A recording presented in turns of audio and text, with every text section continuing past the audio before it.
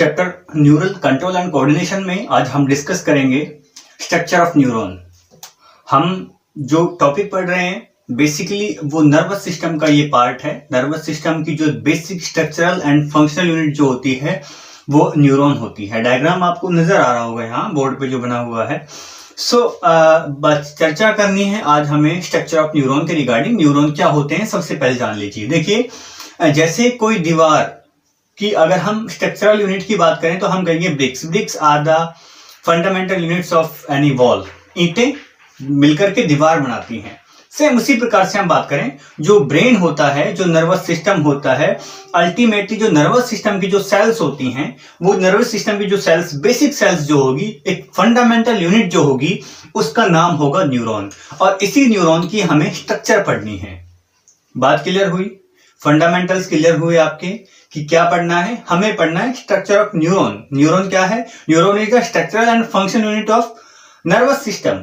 ठीक है, nervous system में एक छोटा सा टॉपिक है ये। ओके, सो सबसे पहली बात, एक बार आप डायग्रामेटिक जो व्यू आपको नजर आ रहा है, डायग्राम जो नजर आ रहा है उसके ऊपर आप सबसे पहले नजर डालो। देखो, सबसे पहले बात करते हैं कि जो न्यूरॉन है, न्यूरॉन की बेसिकली हम बात करें इसकी तीन स्ट्रक्चर्स होती हैं, तीन इसके पार्ट्स होते हैं। बेसिकली कितने पार्ट्स हुए इसके? हमने कहा इसके तीन पार्ट्स हुए। ठीक है, तीन पार्ट्स, नंबर 1, नंबर 2 और ये नंबर 3। तीन पार्ट्स पढ़ने हैं। सबसे पहले वाले पोर्शन हमने नाम दे दिया डेंड्राइट्स। डेंड्राइट्स अभी बाद में देखेंगे डायग्राम में कहां नजर आएंगे।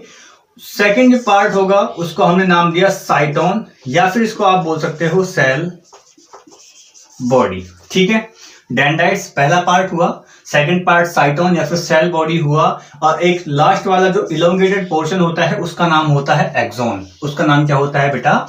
एक्सोन। देखो, नॉर्मली बात करें, जो ये आपको डायग्राम नजर आ रहा है इसमें ये वाला जो लंबा सा एक पोर्शन है, यहां से यहां तक का जो पोर्शन है इसका नाम है एक्सोन। ये थर्ड वाला पार्ट।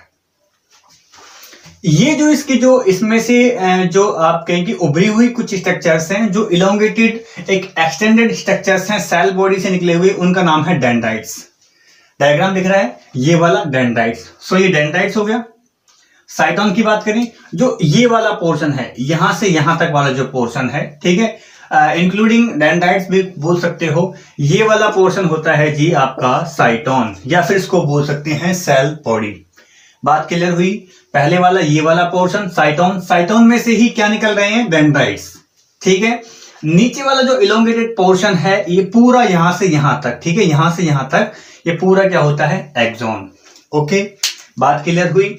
अब देखो, इसके बाद में आप समझते हैं आगे वाला पोर्शन। इतना पोर्शन पढ़ने के बाद में सबसे पहले हम बात करते हैं कि सेल बॉडी के रिगार्डिंग बात करते हैं, या फिर डेंड्राइट्स के बारे में बात करते हैं। जो पहला पार्ट है डिस्कशन का हमारा होगा वो होगा सेल बॉडी। सेल बॉडी बोल सकते हो, या फिर आप बोल सकते हो इसको साइटोन, या फिर इसको बोलेंगे बेटा साइटोन। सेल बॉडी बोल दो, साइटोन बोल दो, एक ही बात है। देखो, साइटोन क्या है? साइटोन जो आपको नजर आ रहा है, इस साइटोन्स में पहली बात क्या होगा? मेनली इसके अंदर न्यूक्लियस होता है। That means this is nucleated. इसके अंदर न्यूक्लियस होता है। न्यूक्लियस के अलावा भी कुछ और इंपॉर्टेंट ऑर्गेनेलीज होते हैं। ठीक है, न्यूक्लियस के अलावा भी और इंपॉर्टेंट ऑर्गेनेलीज होते हैं। दो बातें क्लियर हुई? जो ये वाला पोर्शन है, इस वाले पोर्शन की बात कर रहे हैं। ठीक है, इसमें कुछ ग्रेन्युलर स्ट्रक्चर्स पाई जाती हैं। इस सेल बॉडी में कुछ ग्रेन्युलर स्ट्रक्चर्स पाई जाती हैं। ठीक है, ये ग्रेन्युलर स्ट्रक्चर्स छोटी छोटी जैसे दाने होते हैं, छोटे छोटे दानों के समान स्ट्रक्चर्स पाई जाती हैं। आप यहां पर डायग्राम में देख पा रहे होंगे, रेड मार्क से मैंने छोटे छोटे डॉटेड फॉर्म में कुछ स्ट्रक्चर्स ड्रॉ किए हैं, बनाई हैं मैंने यहाँ। जो डॉटेड ग्रेन्युलर स्ट्रक्चर्स हैं, इनको सबसे पहले निसल्स नाम के एक वैज्ञानिक ने सबसे पहले ऑब्जर्व किया, इनको देखा उन्होंने माइक्रोस्कोपिकली। सो अपने नाम के ऊपर उन्होंने नाम दे दिया क्या? Nissl's granules. So the granular structures which are found in the cell body are called Nissl's granules. बात क्लियर हुई? These are the Nissl's granules, NISSLS, Nissl's granules. ये हुआ निसल्स ग्रेन्यूल्स। बात क्लियर हुई? सेल बॉडी में क्या क्या पढ़ा हमने कहा कि सेल बॉडी जो है उसमें न्यूक्लियस भी एक टाइप की सेल है, जैसे सेल में न्यूक्लियस होता है और ऑर्गेनेल्स होते हैं, ठीक है। लेकिन इसके जो साइटोप्लाज्मिक कंटेंट है, इसका जो साइटोप्लाज्मिक कंटेंट है, या फिर हम यूं कहें कि जो न्यूरोप्लाज्म बोल सकते हो, न्यूरॉन की स्ट्रक्चर है, जो न्यूरोप्लाज्मिक जो कंटेंट है उसमें कुछ ग्रेन्युलर स्ट्रक्चर्स पाई जाती हैं, उनको बोलते हैं निसल्स ग्रेन्यूल्स। बात क्लियर हुई? ओके। अब देखो इसके बाद में सेकंड वाला पोर्शन हम स्टडी करने के लिए जा रहे हैं। सेकंड वाले पोर्शन की हम बात करते हैं। सेकंड वाले पोर्शन में यहां से हमने बात की डेंड्राइट्स की, बात कर लेते हैं। हम बात करते हैं डेंड्राइट्स की। ओके, डेंड्राइट्स क्या है? नजर आ रहा है आपको? सेल बॉडी से कुछ उभरी हुई स्ट्रक्चर्स निकल रही हैं, गोल गोल। सेल बॉडी लगभग गोल गोल स्ट्रक्चर है, उसमें से कुछ स्ट्रक्चर्स एक्सटेंड होकर के निकल रही हैं, ठीक है। जैसे कुछ हेयर लाइक प्रोजेक्शंस, ठीक है, जैसे अपने सर में बाल निकलते हैं ना बाहर की तरफ, इसी तरह कुछ हेयर लाइक प्रोजेक्शंस बाहर की तरफ निकल रही हैं, ठीक है। तो ये क्या है? ये आउटग्रोथ आप कह सकते हो, या फिर ये प्रोजेक्शंस हैं, ठीक है। ये क्या है? ये प्रोजेक्शंस हैं, प्रोजेक्शंस या फिर आउटग्रोथ ऑफ सेल बॉडी, ठीक है। जो सेल बॉडी है, जो इसकी मेम्ब्रेन थी, वो मेम्ब्रेन बाहर की ओर प्रोजेक्ट आउट हो रही है, बाहर की ओर निकल रही है ऐसे कर करके, ठीक है। और बाहर की ओर जो स्ट्रक्चर निकल रही हैं उनको हमने नाम दे दिया क्या? डेंड्राइट्स। नाम क्या दिया उनको हमने? डेंड्राइट्स। बात क्लियर हुई? इन डेंड्राइट्स का फंक्शन क्या है? ये वाली डेंड्राइट्स किसी और एक्सोन के पार्ट से मिलेंगी, ठीक है। जैसे या किसी जो ये वाला पोर्शन है, ऐसा सेम पोर्शन नीचे वाला जो पोर्शन नजर आ रहा है, ऐसे एक दूसरा अगर इसी स्ट्रक्चर को उठा के इसके ऊपर हम रख दें, यूं ऐसे ही हम रख दें, तो इस वाले पोर्शन का कनेक्शन इससे हो जाएगा। तो जो मैसेज जाएंगे, जो इंपल्स जाएंगे, जो एक्शन पोटेंशियल डेवलप होकर के जाएगा, तो वो ट्रांसमिशन होता है इस वाले न्यूरॉन से दूसरे में। तो यहां से मैसेज जो है ट्रांसमिट होते हैं दूसरे वाले के लिए। बात समझ में आ गई होगी आपको? इतनी बात समझी आपने। डेंड्राइट्स क्या है? सेल बॉडी के बारे में जाना। ये पूरा स्ट्रक्चर जो साइटोन है, हमने 3 स्ट्रक्चर पढ़ी। हमने कहा एक होता है साइटोन, सेल बॉडी। दूसरे वाला जो पोर्शन की हमने बात की, हमने कहा डेंड्राइट्स। डेंड्राइट्स क्या है? जो कि सेल बॉडी की जो मेम्ब्रेन थी उसकी आउट ग्रोथ थी, बाहर की ओर ग्रोथ कर रही थी। वो एक ब्रांच फॉर्म में, देखो ब्रांचेस बनी हुई है, इसकी ब्रांचेस बनी हुई है इस फॉर्म में। 2 स्ट्रक्चर पढ़ चुके हैं अभी तक। कौन कौन से? एक साइटोन and second one is dendrites, or you can say that dendrites like portion. Okay, the next third one is your axon. Axon के बारे में स्टडी करनी है। एक्सोन वाला, ये वाला जो पोर्शन है वो एक्सोन का पार्ट है, वो एक्सोनल पोर्शन है। ये जो नीचे जो सिलेंड्रिकल एक प्रोजेक्टेड जो फॉर्म आपको नजर आ रही है, जिसमें मैंने ग्रीन कलर से स्पेसिफिकली ड्रॉ किए स्ट्रक्चर, वो एक्सोन है, ठीक है। और बेसिकली ये काफी इंपॉर्टेंट पार्ट होता है न्यूरॉन का या फिर किसी नर्व सेल का। इसकी काफी इंपॉर्टेंस है, क्योंकि जो भी यहाँ मैसेज जनरेट होगा या मैसेज जो भी यहाँ आएगा, उस मैसेज को या उस इंफॉर्मेशन को, या फिर आप यूं कहो कि उस एक्शन पोटेंशियल को या उस इंपल्स को, कुछ भी कह सकते हो, मीनिंग लगभग सेम ही है। सो इस मैसेज को यहां से नीचे की तरफ लेकर के आएगा, वो नीचे की तरफ यहां से, ठीक है, यहां वाले मैसेज को वो नीचे की तरफ। तो ये एक टाइप का एक रोड है। जैसे रोड से कोई साधन, कोई व्हीकल एक जगह दूसरी जगह पहुंचता है, तो इस वाले ट्रैक से, इस वाले फाइबर से, इस वाले लॉन्ग सिलेंड्रिकल प्रोजेक्टेड एक स्ट्रक्चर से कोई मैसेज, कोई इंपल्स जो है यहां से नीचे की तरफ आएगी। बात समझ में आई? ये एक्सोन है, ये वाला जो पोर्शन है ये एक्सोन है। अब इसी की स्ट्रक्चर को हमें पढ़ना है बेसिकली, कि इसकी क्या स्ट्रक्चर है, क्या इसकी इंपॉर्टेंस है, कौन कौन से इसके पार्ट्स हैं। ओके, बात क्लियर हुई? क्या पढ़ना है हमें, ये चीज क्लियर हुई बेटा, कि एक्सोन के कौन कौन से पार्ट्स हैं, एक्सोन के कौन कौन से पार्ट्स का क्या क्या काम है और वो किस प्रकार से काम करते हैं। ओके, ये अपना टॉपिक है अभी के लिए कि एक्सोन की स्ट्रक्चर हम बात करते हैं। आपको सेल बॉडी क्लियर हुई? न्यूक्लियस होता है, कुछ ऑर्गेनेल्स होते हैं, ग्रेन्युलर स्ट्रक्चर्स पाए जाते हैं, उनको निसल्स ग्रेन्यूल्स बोलते हैं। उसके बाद हमने डेंड्राइट्स पढ़ी। डेंड्राइट्स क्या है? कुछ जो सेल बॉडी की जो मेम्ब्रेन होती है, वो सेल मेम्ब्रेन कुछ आउट ग्रोथ करके, बाहर की तरफ ग्रोथ करके ऐसे ब्रांच फॉर्म में स्ट्रक्चर्स बना लेती हैं, उनको बोलते हैं डेंड्राइट्स। ये डेंड्राइट्स भी इंपल्स को जनरेट करने में, इंपल्स जो जनरेट हुई थी उस इंपल्स को, उस मैसेज को ट्रांसमिट करने में काम आते हैं, ठीक है। इसके बाद में अब अगली तरफ हम अगला रुख लेते हैं अपना। सबसे इंपॉर्टेंट पार्ट एक्सोन की स्टडी करते हैं। सबसे इंपॉर्टेंट पार्ट स्टडी किसकी करनी है जी? एक्सोन की स्टडी करनी है। एक्सोन क्या होता है, ये एक्सोन के बारे में जानते हैं। एक्सोन क्या है? सबसे पहली बात, एक्सोन क्या है? एक लॉन्ग है, सिलिंड्रिकल है, ठीक है, लॉन्ग सिलेंडर स्ट्रक्चर है, ठीक है, लॉन्ग सिलेंडर स्ट्रक्चर है। किसका है? नर्व फाइबर का। ये है नर्व फाइबर का। ये नर्व फाइबर है, फाइबर धागे लाइक स्ट्रक्चर ऐसे फाइबर टाइप में है। बात समझ में आई? ये हुई इसकी बहुत बेसिक डेफिनेशन, सिंपल सी, ठीक है जी। अब बात करते हैं आगे। देखो, सपोज करो एक्सोन का काम क्या है? जो मैसेज यहां आएगा उसको इस वाले रास्ते से लेके जाना। तो जो रास्ता है, जो मीडियम है, जिस रास्ते से वो मैसेज गुजर रहा है, उसका नाम है एक्सोन। एक्सोन क्या है? एक नर्व फाइबर है और जो कि लॉन्ग थिन सिलेंड्रिकल स्ट्रक्चर है। अब जानिए इसके बारे में। देखो, आपने देखा है बिजली का तार, ठीक है, इलेक्ट्रिक वायर कुछ इस तरीके से होता है। ये इलेक्ट्रिक वायर मान लो, बात समझ में आ रही है ना? ये इलेक्ट्रिक वायर है और ये इसके ऊपर की एक कवरिंग है। ये क्या है? उसके ऊपर की एक कवरिंग। सपोज करो एक ट्रांसपेरेंट इसकी कवरिंग है, ट्रांसपेरेंट कवरिंग इसको मानो कि अंदर से ये इलेक्ट्रिक वायर जा रहा है और इसके ऊपर ये कवरिंग है। बात समझ में आई? समझे बात को? कॉन्सेप्ट दिमाग में आया कि क्या है? ये कवरिंग है, ठीक है, एक इंसुलेशन करना ताकि हमें करंट ना लगे। क्योंकि जो कवरिंग होगी ना, वो पॉलीविनाइल क्लोराइड की होती है, पीवीसी की होती है, प्लास्टिक होती है। प्लास्टिक में से करंट पास नहीं हो सकता क्योंकि वो एक इंसुलेटर है। तो एक इंसुलेटेड कर दिया हमने, किसको? इलेक्ट्रिक वायर को। अब इसी कॉन्सेप्ट को समझो कि जो एक्सोन था, एक्सोन के ऊपर एक इंसुलेटेड एक लेयर है, एक इंसुलेशन हुआ, पर उसके ऊपर एक परत चढ़ी हुई है, एक कवरिंग चढ़ी हुई है। बात समझ में आई?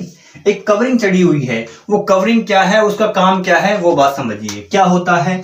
देखो, एक सेल होती है, रेड कलर से ड्रॉ की मैंने छोटी सी स्ट्रक्चर। थोड़ा बड़ा बना देता हूं, शायद आपको समझ में ना आए, इसको थोड़ा बड़ा बना के समझते हैं, ठीक है। सबसे पहले जानिए, ये क्या है? एक वायर है। ये क्या है? एक वायर, ठीक है। ये इस वायर की कवरिंग है, ये इस वायर की कवरिंग मान लो। बात समझ में आ रही है? ये इस वायर की कवरिंग मान लीजिए आप। ये कवरिंग कैसे बनी? देखो, एक सेल है जो मैंने स्टार मार्क की फॉर्म बनाई है, ये वाली। इस सेल का नाम होता है स्वान सेल। स्वान सेल है। स्वान सेल क्या काम करती हैं? स्वान सेल एक प्रोटीनियस और फैटी सब्सटेंस, क्या? एक protein and fatty substance release करती हैं और ये सब्सटेंस किसको रैप कर लेता है? रैप मतलब चारों ओर इसको ढक लेना। Wrap the nerve fibre. ये नर्व फाइबर को क्या कर लेगा? रैप कर लेगा, चारों तरफ से उसको कवर कर लेगा, ढक लेगा। क्या हुआ? समझो बात को। ये श्वान सेल थी। श्वान सेल ने एक फैटी या प्रोटीनियस सब्सटेंस रिलीज किया और वो सब्सटेंस क्या कर रहा है? वो इस नर्व फाइबर को, ये क्या है? ये है नर्व फाइबर। NF लिख दिया मैंने शॉर्टकट में, नर्व फाइबर। समझो, इसको चारों तरफ से कवरिंग कर दिया, इसको चारों तरफ से ढक लिया। जैसे कि इलेक्ट्रिक वायर, आप जब वायर छीलते हो उसमें से अंदर से वायर निकलता है, जो मेन कंडक्टर निकलता है, बाहर उसकी कवरिंग होती है। तो इस कवरिंग को किसने? स्वान सेल ने एक प्रोटीन या फैटी सब्सटेंस की एक लेयरिंग कर दी चारों ओर उसके, किसके? नर्व फाइबर के। और इसका जो नाम है, किसका नाम? जो वो लेयरिंग की है उसका नाम है, उस शीट का नाम है माइलिन शीट। उस शीट का नाम है माइलिन शीट। माइलिन शीट नाम है किसका? उस कवरिंग का। बात को समझना, ये माइलिन शीट हुई, ठीक है। देखो, ये श्वान सेल नजर आई आपको? ये श्वान सेल है जो उसमें स्ट्रक्चर में ड्रॉ की हुई है मैंने। ये श्वान सेल है। इस श्वान सेल ने क्या रिलीज किया? एक fatty substance, protein substance release किया और किसके चारों तरफ रैपिंग कर ली? इसने नर्व फाइबर के चारों तरफ रैपिंग कर ली। और इस कवरिंग को क्या नाम दिया, इस कवरिंग की शीट का नाम क्या है, इसका शीट का नाम है माइलिन शीट। इसका नाम क्या है, माइलिन शीट। बात समझ में आई, माइलिन शीट है। अब देखो आगे थोड़ा सा, ये माइलिन शीट यहां तक का आपको चक्कर समझ में आ गया होगा, इसको थोड़ा सा मैं मिटा देता हूं। अब ऐसे ही नर्व फाइबर काफी लॉन्ग होगा, ठीक है, नर्व फाइबर ये आगे की तरफ भी बढ़ा हुआ होगा ऐसे। तो ये जो माइलिन की जो शीट होती है, जो कवरिंग होती है, ये कंटिन्यूअसली नहीं होती है, बीच बीच में कुछ गैप छोड़ देती है, ये ऐसे गैप। तो यहां पर ये गैप बन गया, ये वाला गैप, यहां से यहां तक का जो गैप बना नजर आ रहा है, ये वाला गैप जो गैप बना है, ठीक है। अच्छा, इस माइलिन शीट की हम बात करें, इस माइलिन शीट की भाई जो नर्व सेल्स होती हैं, जो नर्व सेल्स का जो नीचे वाला पोर्शन होता है, लॉन्ग थिन सिलेंड्रिकल पोर्शन, मतलब कि एक्सोन वाला पोर्शन, ये एक्सोन वाला पोर्शन चारों तरफ से माइलिन शीट से कवर रहता है, ठीक है। एक्सोन वाला पोर्शन माइलिन शीट से कवर रहता है। इसका मतलब जिस न्यूरॉन के एक्सोन में माइलिन शीट है उसको हम बोलेंगे myelinated neuron, that is called myelinated neuron, ठीक है। अगर किसी के पास ये माइलिन शीट वाली कवरिंग नहीं है, उसको क्या बोलेंगे, simple, very simple, non myelinated neuron. दो बातें हुई, एक हुआ जिसके पास में माइलिन शीट है, जिसके पास में ये माइलिन शीट है, हमने कहा यस है, हमने कहा यस है, ठीक है। दूसरी तरफ कहा हमने नहीं है, क्रॉस मार दिया, ठीक है। ऐसे दो भागों में मैंने डिवाइड कर लिया। मैंने कहा कुछ न्यूरॉन ऐसे हैं जिनके पास में माइलिन शीट है, दूसरा मैंने कहा कि कुछ के पास में नहीं है। तो जिनके पास में होगी ये माइलिन शीट, जिनके पास में होगी उसको हम नाम देंगे माइलिनेटेड न्यूरॉन, माइलिनेटेड न्यूरॉन, ठीक है। जिसके पास में नहीं होगी उसको बोलेंगे नॉन माइलिनेटेड, और जिसके पास में होगी उसको सिंपली बोल देंगे माइलिनेटेड न्यूरॉन, माइलिनेटेड न्यूरॉन। बात समझ आई, दोनों डिफरेंस बता रहा हूं मैं आपको, डिफरेंस क्या होगा। माइलिन शीट श्वान सेल का सिक्रीशन, श्वान सेल ने रिलीज किया था जो सब्सटेंस, एक फैटी या प्रोटीनियस लेयर। सो माइलिन शीट जिनके पास में है उसको कहेंगे माइलिनेटेड न्यूरॉन, और जिसके पास में नहीं है उसको बोलेंगे नॉन माइलिनेटेड न्यूरॉन। दो पार्ट हुए, एक माइलिनेटेड, एक नॉन माइलिनेटेड, ठीक है। दूसरी बात, अब कई बार कंफ्यूजन होती है जी, माइलिनेटेड जो होगा उसमें तो सीधी सी बात है कि माइलिनेटेड में श्वान सेल होगी, उसमें नहीं होगी, नहीं होता दोनों में। श्वान सेल, ये श्वान सेल, यहां पर भी ये श्वान सेल, इसमें भी प्रेजेंट होगी, इसमें भी प्रेजेंट होगी। खास गौर करने वाली बात है, जो श्वान सेल जो इस लेयर को बना रही थी ना, इस लेयर कवरिंग को बना रही थी, वो श्वान सेल नॉन माइलिनेटेड में भी प्रेजेंट होगी और माइलिनेटेड में भी प्रेजेंट होगी। तो अंतर क्या हुआ, अंतर ये हुआ कि इसमें वो रिलीज नहीं करेगी, नॉन माइलिनेटेड में वो जो प्रोटीन का जो सब्सटेंस जो रिलीज करती है वो रिलीज नहीं करेगी, लेकिन इसमें रिलीज करेगी। बात समझ में आई, दोनों में अंतर समझ में आया आपको, क्या अंतर है दोनों में, बेसिकली ये अंतर है बेसिक। इतनी बात समझ आ रही होगी आपको, दोनों में अंतर। एक और बात कि माइलिनेटेड न्यूरॉन कहां पाए जाते हैं और नॉन माइलिनेटेड न्यूरॉन कहां पाए जाते हैं। मैं माइलिनेटेड की बात करूं, ये चौथा अंतर है कि जो माइलिनेटेड होंगे मोस्टली, मैं ये नहीं कह रहा कि सारे के सारे, मैं कह रहा हूं मोस्टली, मेनली सबसे सर्वाधिक जो पाए जाएंगे वो पाए जाएंगे पेरिफेरल नर्वस सिस्टम में, वो पाए जाएंगे पेरिफेरल नर्वस सिस्टम में। लेकिन अनमाइलिनेटेड या फिर नॉन माइलिनेटेड वो पाए जाएंगे मेनली सेंट्रल नर्वस सिस्टम में, सीएनएस में। क्लियर हुई बात, क्या क्या अंतर है, इतनी बात क्लियर हुई आपको। इतनी बात अगर आप जान चुके हो, आगे की और इंटरेस्टिंग बात जान लेते हैं फिर एक्सोन के बारे में। आप देख पा रहे होंगे कि एक्सोन में काफी कुछ अच्छा खासा समझने का है। सो एक्सोन में एक माइलिन शीट ये वाली, दूसरी माइलिन शीट ये वाली। मैंने कहा ये नंबर एक माइलिन शीट, ये वाली नंबर दो माइलिन शीट। क्या ये दोनों कंटिन्यूअस हैं? नहीं, दीज आर नॉन कंटिन्यूअस या फिर discontinuous, these are discontinuous sheet, ठीक है। तो जो बीच में गैप पाया जा रहा है, ठीक है। अच्छा एक बात और जान लीजिए कि जो माइलिनेटेड जो शीट थी या माइलिन की जो कवरिंग होती है, तो उसको ऑब्जर्व किया था सबसे पहले रुडोल्फ विर्चो ने। ठीक है, उसको ऑब्जर्व किया था रुडोल्फ विर्चो ने। ध्यान कीजिए कि जो एक कंटिन्यूअस शीट होती है माइलिनेटेड न्यूरॉन्स की या माइलिन की जो शीट होती है, माइलिन शीट को सबसे पहले रुडोल्फ विर्चो ने स्टडी किया था। लेकिन एक बात, एक साइंटिस्ट और आए, ठीक है, एल ए रैनबियर उनका नाम था। उन्होंने कहा कि रुडोल्फ विर्चो जी ठीक कहते हैं, रुडोल्फ विर्चो जी गलत नहीं कहते, ठीक कहते हैं। कि वो कहते हैं भाई न्यूरॉन्स जो होते हैं और उनका जो एक्सोनल पोर्शन होता है वो माइलिन नाम की शीट से कवर्ड होता है। ठीक बात है, कोई गलती नहीं है। लेकिन वो माइलिन जो शीट होती है वो एक कंटिन्यूअस नहीं होती, वो बीच बीच में से कट जाती है, बीच बीच में कटी फटी रहती है। आई मीन कि वो कंटिन्यूअसली ना होकर के वो डिसकंटिन्यूअस होती है, यानी बीच में कुछ गैप्स पाए जाते हैं, कुछ स्पेस पाए जाते हैं। ये वाला गैप नजर आ रहा है। इस बात को बताया था एल ए रैनबियर ने कि कुछ नोड्स होती हैं, बीच में कुछ गैप्स पाए जाते हैं। तो इस वाले स्पेस को नाम दे दिया नोड ऑफ रैनबियर। इसको क्या नाम दिया? Node of Ranvier. बात समझ आई? नोड ऑफ रैनबियर क्या है? Simply node of Ranvier is nothing, it is just a gap that is found between two myelin sheath in an axon. एक एक्सोन में एक वाली शीथ ये है, सपोज करो ये एक्सोन नर्व फाइबर है, एक्सोन वाला पोर्शन है, तो एक माइलिन की शीथ ये वाली होगी, दूसरी माइलिन शीथ ये वाली। तो बीच में आपको व्हाइट कलर का मार्कर नजर आ रहा है, बीच वाला पोर्शन। तो जो ये व्हाइट वाला पोर्शन है, ये वाला जो पोर्शन है, ये वाला पोर्शन, ये गैप है, इसको कहा नोड ऑफ रैनबियर।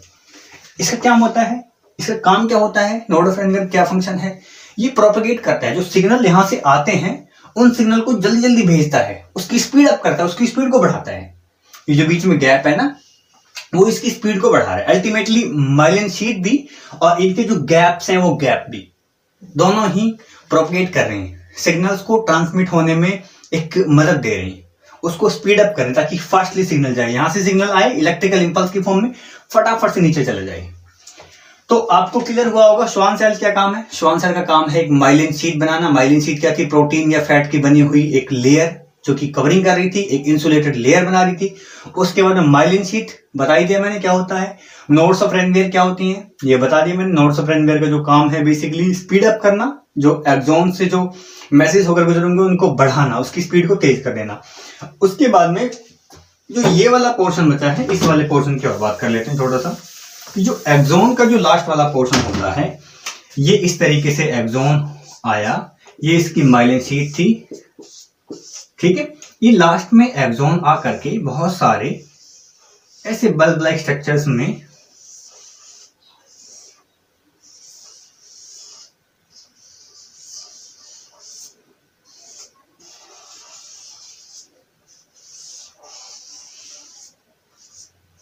इस तरीके से इन बल्ब लाइक स्ट्रक्चर्स में ऐसे डिवाइड हो जाता है। ये पूरा पोर्शन ऐसे डिवाइड हो गया। ये आपको कुछ बल्ब लाइक प्रोजेक्शन नजर आ रही है वाली, ये ऐसे, ये वाली कुछ बल्ब, कुछ फूली हुई स्ट्रक्चर्स नजर आ रहे हैं। ये दी ज्यादा, ये एक्सोन है, ये एक्सोन का लास्ट वाला पोर्शन यहाँ पे खत्म हो गया। एक्सोन यहां पर आकर के एक्सोन जो है वो खत्म हो चुका है, ठीक है। एक्सोन जब यहां पर आकर के खत्म हो चुका है तो इसको हम कहेंगे कि भाई ये वाला जो पोर्शन है अपना एक्सोन टर्मिनल पोर्शन है। ये क्या हुआ? एक्सोन का टर्मिनल पोर्शन।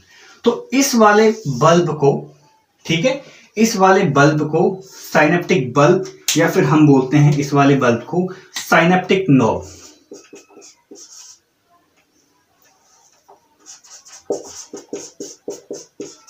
Synaptic knob. अब इसके अंदर क्या होता है जानने वाली बात है। इसके अंदर, इन बल्ब के अंदर छोटी छोटी ऐसी वेसिकल्स पाई जाती हैं। ये वाली वेसिकल्स रेड कलर से ड्रॉ की है मैंने, ये वेसिकल्स पाई जाती हैं। इन वेसिकल्स में क्या भरा होता है? इन वेसिकल्स में वो केमिकल्स भरे होते हैं, ठीक है। इनको बोलते हैं synaptic vesicles. Synaptic vesicles.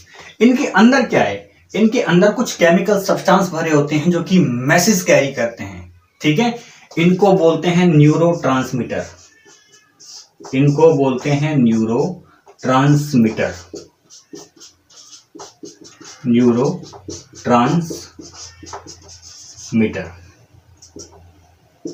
Neurotransmitter कहाँ है? साइनेप्टिक नॉब में के अंदर पाई जाने वाली बल्ब लाइक जो स्ट्रक्चर थी ना साइनेप्टिक नॉब, उसके अंदर वेसिकल्स थी।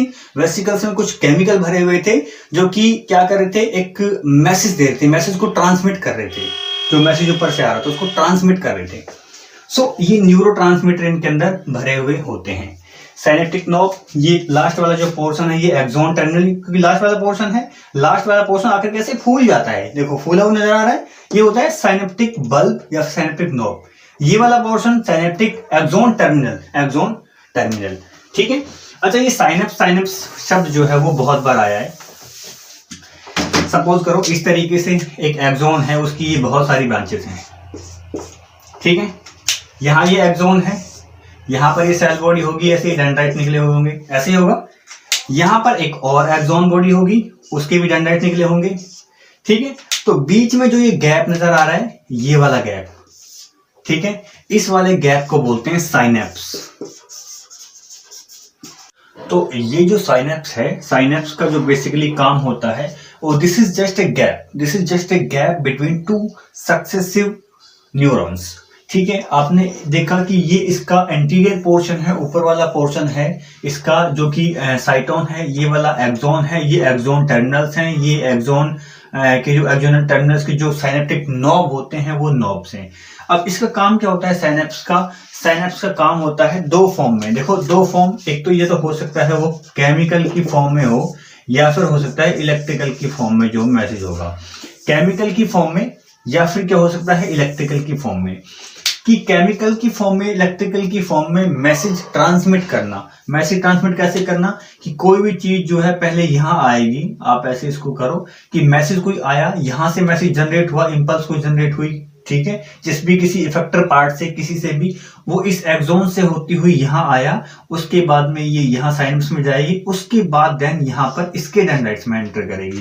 कहने का तात्पर्य ये है कि इस गैप के थ्रू या तो केमिकल की फॉर्म में या इलेक्ट्रिकल की फॉर्म में इस साइनेप्स के थ्रू इंफॉर्मेशन ट्रांसमिट होती है, यहां से यहां तक आएगी, ठीक है। ये साइनेप्स, आपको एक बात समझ आई, इसको साइनेप्स बोल दिया। अब सपोज करो ये साइनेप्स ना होकर के, दूसरी कंडीशन में बताता हूं, ये साइनेप्स ना होकर के इसका कॉन्टैक्ट किसी मसल से हो, यहां पर कोई मसल्स है, हमने कहा ये एक मसल्स है, दिस इज द मसल,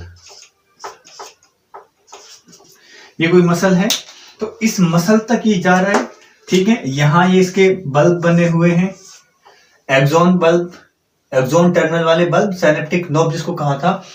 तो ये जो पोर्शन है यहां, ये एक जंक्शन हो गया, एक जॉइंट हो गया। तो आप देखो यहाँ पे ये न्यूरॉन है, यहां पर ये मसल्स हैं। तो ये जो जंक्शन है इसको नाम क्या देंगे, इसको भी एक स्पेसिफिक नाम दिया जाएगा, उसको बोलेंगे हम neuromuscular junction. This is neuromuscular junction. Neuro क्योंकि न्यूरॉन का पार्ट है, मस्कुलर क्योंकि नीचे मसल्स है, न्यूरोमस्कुलर जंक्शन, ठीक है। मसल्स के पार्ट तक आप समझ चुके होंगे कि मसल्स में किसी मूवमेंट कराने के लिए कोई मैसेज आया हो, या किसी पर्पस से वॉलंटरी इनवॉलंटरी मूवमेंट कैसी भी हो सकती है, किसी भी पर्पस से जो मैसेज आएगा इस गैप के थ्रू, उसको हम बोलेंगे न्यूरोमस्कुलर जंक्शन। दो बातें समझ में आई, एक न्यूरोमस्कुलर जंक्शन क्या। हमने पूरा स्ट्रक्चर पढ़ा न्यूरॉन का, कौन कौन से पार्ट्स होते हैं, क्या क्या उनके फंक्शन होते हैं, कौन कौन सी इनकी स्पेशलिटीज होती हैं। After completion of this topic हम मूव करते हैं एक और नई टॉपिक की ओर। हम बात करते हैं टाइप्स ऑफ न्यूरॉन। बेसिक सी बात करते हैं कि न्यूरॉन के टाइप कितने होते हैं, स्ट्रक्चरली उनकी स्ट्रक्चर्स के अकॉर्डिंग बात करें तो न्यूरॉन के टाइप कितने होते हैं। देखो स्ट्रक्चरली बात करें, न्यूरॉन बेसिकली हमें जो नजर आ रहा है वो 3 टाइप के न्यूरॉन्स हमें नजर आ रहे हैं जो हमने क्लासिफाई किया है उसको। नंबर 1 ये हो गया, नंबर 2 ये हो गया, नंबर 3 ये हो गया। इसको आप नंबर 1 मान लो, number 2 and this is number 3। 3 type के न्यूरॉन्स होते हैं, 3 टाइप के न्यूरॉन की हमें स्टडी करनी है। सबसे पहला न्यूरॉन जो है यूनिपोलर न्यूरॉन, जिसमें से केवल एक सिंगल पोल जनरेट हो। आपने देखा ये वाली सेल बॉडी है, दिस इज सेल बॉडी। इस सेल बॉडी में से ये वाला केवल एक जो है इसमें से पोल जनरेट हुआ है। इसको हालांकि ये एक्सटेंड हो चुका है अलग अलग डायरेक्शन, ऑपोजिट डायरेक्शंस में, एक यहां निकल गया, एक यहां निकल गया, तो इसको हमने नाम दिया यूनिपोलर न्यूरॉन। ये बेसिकली एम्ब्रियोनिक स्टेज के दौरान ये होते हैं, रेयर होते हैं। और एक खास बात और, ये efferent division of peripheral nervous system में पाए जाते हैं। एफरेंट डिवीजन याद कीजिए, हमने इससे पहले वाली वीडियो में आपको बताया था एफरेंट एंड इफरेंट के बारे में।